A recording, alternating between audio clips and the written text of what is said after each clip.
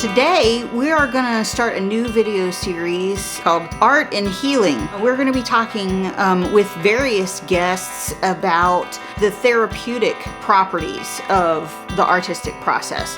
It doesn't necessarily mean visual art necessarily. It can be any kind of creative process, whether it's music or writing or anything, whatever works for you. But we're going to be talking a little bit about how art and creativity can be therapeutic, especially at difficult times in your life.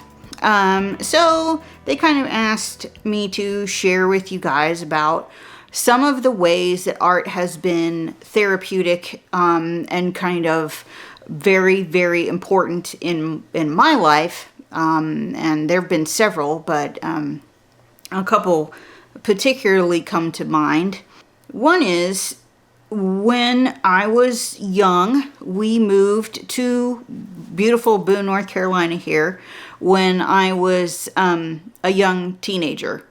And my dad was a very high-powered executive for Lockheed Martin Marietta at the time, in the defense contractor realm and stuff like that.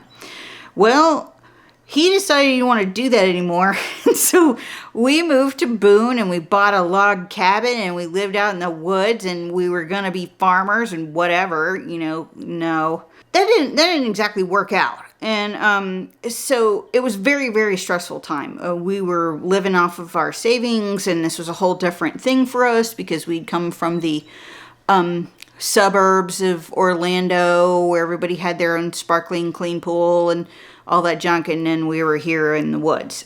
My dad had undiagnosed clinical depression, which that set of circumstance only exacerbated a series of problems that were going on at that time. Things continue to spiral out of control to the point where when my father came home from work, we were sent to our rooms because it really was not safe to be around him anymore. So my brother and I shared one little teeny bedroom, and we had to stay there by ourselves in the quiet because you could not listen to the radio.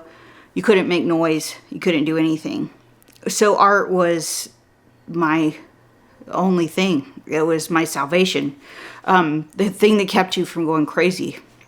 That went on for a while before everything kind of exploded. And our life went, Thankfully, he was able to get treatment and,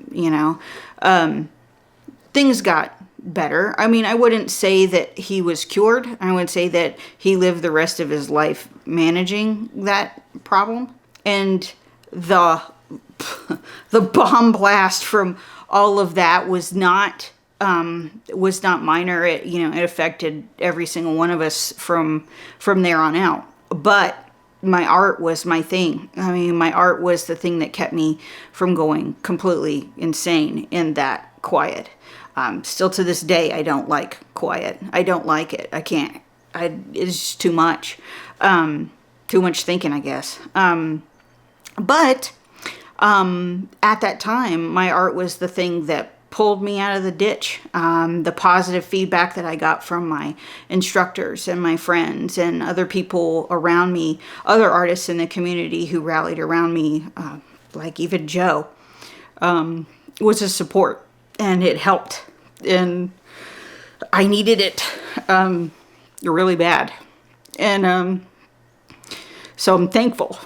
Then later on, much later on, just a couple years ago, about a year and a half ago, my back freaked out. Never had that kind of real issue before. Completely debilitated and was on bed rest. And there goes the quiet again. I did not love it. Did not like it. And I really was stir crazy being stuck physically, and then being dependent on other people to help me. And in so much pain, I couldn't breathe sometimes. It hurt so bad. And even on pain medication, it didn't help. But what did help was art. So a sketchbook and a pencil, even flat on my back and unable to move, was just the kind of therapy what I needed to get my mind off of what was happening to me and help me refocus on not thinking of myself as a sick person, not thinking of myself as somebody who's going to be stuck like this forever. That I had many more other things left to do besides this. So art was very healing. It was like just the handlebar I needed at that time to help me get back on track and get myself moving again and not be in pain. So art is very healing in all kinds of different ways. And Cheap Joe's supports that. It's fundamental to who we are and what we believe as an organization. So much so we have an organization within the Cheap Joe's umbrella called Brushes for Vincent. And it is about art and healing. It is about the relationship between Vincent van Gogh and his brother Theo, who supported him emotionally and also financially, and was the one who bought his brother's supplies and brought Vincent to the world, essentially. So art was Vincent's healing as much as it could be, and we like to pass that on to others. So the Brushes for Vincent organization, we basically use our connections with art material suppliers to buy up excess discounted goods. So if they have a crazy run of 1,000 pencils that are weird but completely usable, we'll buy them up. Maybe it's some sketch pads that are glued a little bit funny. We'll buy those up. And all of those materials, whether it comes from our suppliers or even kind donations from people who are loved ones of artists who have left us, who have a whole lot of material that is now going unused, we also accept that, those kind of sweet donations. All those materials are gathered together, sorted, and grouped so that we can distribute them to children's hospitals, burn units, camps, all kinds of different places where there is a need for healing. If you're interested in participating and donating to Brushes for Vincent, we would welcome that. We are a full 501c, and your donations are tax deductible if you choose to do that. If you have art material that you no longer have use for, we welcome that as well. Feel free to send it on to us. We would love it.